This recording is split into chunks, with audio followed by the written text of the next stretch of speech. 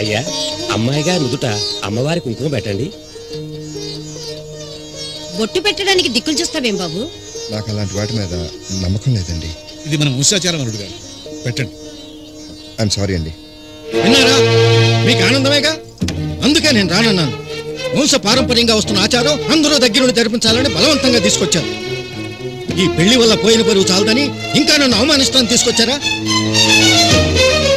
బాబు, ఈ కుంకుమ దీర్ఘ సుమంగలిగా ఉండటానికి అమ్మవారి దేవునని మా నమ్మకం. దయచేసి పెట్టు బాబు.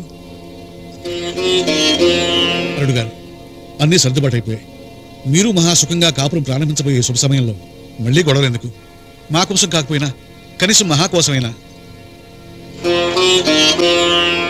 వయసులో మీకంటే పెద్దదాన్నైనా చేతులైతే దండం పెడుతున్నారు. అయ్యో, అదేంటండి? లేకపోతే ఆయన తట్టుకోలేరు బాబు.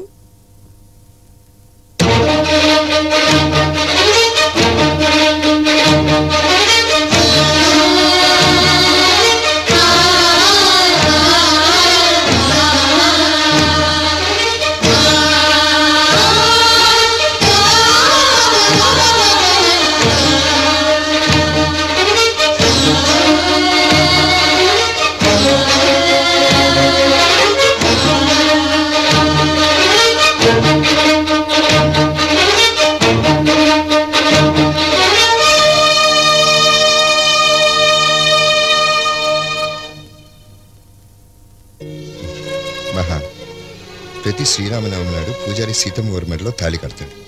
అంత మాత్రాన అతను రాముడైపోడు. భర్తగా బొట్టు పెట్టాను, మీ వాళ్ళు తృప్తి పడ్డారు. పూజారిగా బొట్టు పెట్టాను, నువ్వు సరిపెట్టుకో. సింపుల్.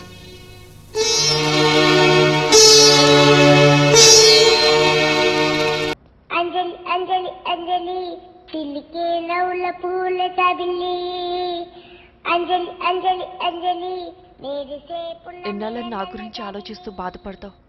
ఎవరన్నా చూసి పెళ్లి చేసుకోవచ్చుగా.